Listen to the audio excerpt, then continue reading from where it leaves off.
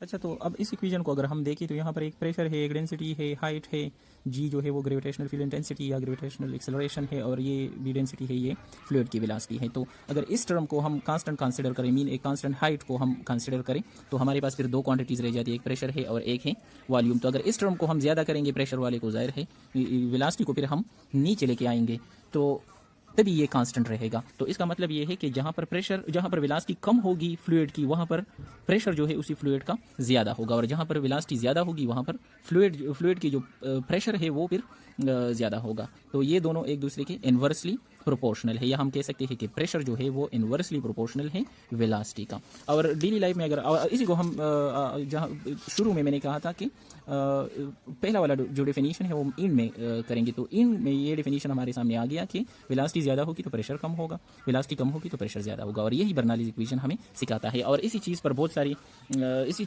Equation की बहुत सारी एप्लीकेशंस हैं, और ये हम डेली लाइफ में देख भी रहे हैं, देख भी सकते हैं।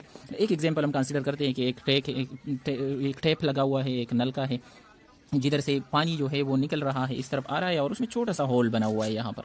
तो अब हम इस तरह करते हैं कि कोई बंदा अगर यहाँ पर आ गया, एक शरारती बंदा है जो पाइप के ऊपर यहाँ पर पाँव रख देता है। जब पाँव रख देता है तो फ्लूइड को वो स्टॉप कर देता है, और जब वो स्टॉप हो जाता है तो उसकी वेलोसिटी जो है वो स्लो डाउन हो जाती है। तो आपको क्या दिखेगा, ये पानी जो है यहाँ से यूं फुहारे की शक्ल में, स्प्रे की शक्ल में इस तरह निकलेगा, लेकिन अगर वो अपने पाँव को उठाएगा वापस, तो ये जो है ये प्रेशर जो है ये फुहारा जो है वो नीचे आ जाएगा। इसका मतलब ये है कि जब ये यहाँ पर पाँव रख देता है तो वेलोसिटी कम हो जाती है।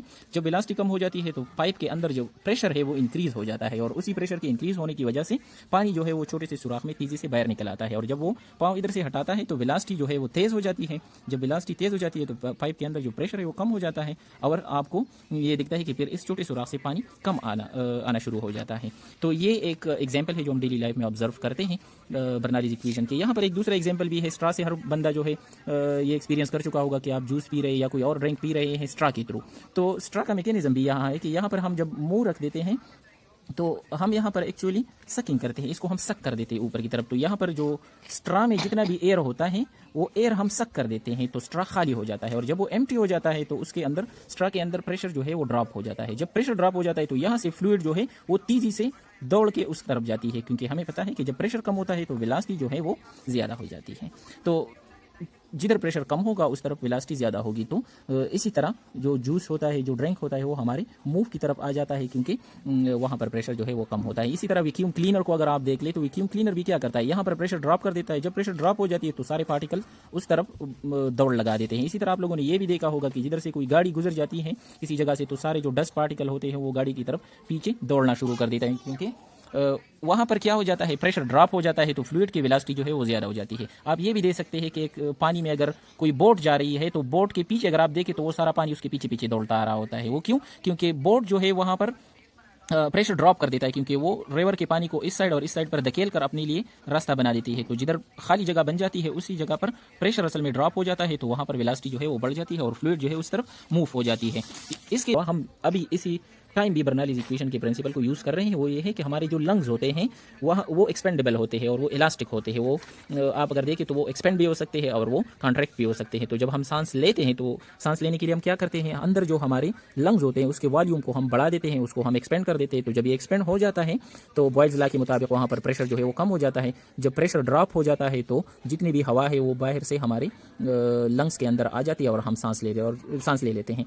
अब अगर हमने इसी हवा को वापस धकेलना है तो हम क्या करते हैं, हम लंग्स को वापस कॉन्ट्रैक्ट कर देते हैं, और जब वो कॉन्ट्रैक्ट हो जाते हैं तो प्रेशर जो है अंदर का प्रेशर जो है लंग्स का वो बढ़ जाता है। और जब प्रेशर बढ़ जाता है तो जाहिर है बाहर का प्रेशर अब कम हो गया इसके बनस्बत, तो हाई प्रेशर से फिर वो लो प्रेशर की तरफ बढ़ता है और वेलोसिटी जो है उसी साइड की तरफ ज़्यादा हो जाती है। तो इसी तरह बहुत सारे एप्लीकेशन है बर्नौलीज़ इक्वेशन के जो कि यूज़ हुए हैं हमारे डेली लाइफ में। तो ये चंद एप्लीकेशन थे जो मैंने बता दिए आप लोगों को। उम्मीद है आपको समझ आ गई होगी। अगर आपको कोई क्वेश्चन भी हो तो आप कमेंट में नीचे ड्रॉप कर सकते हैं। Thank you very much.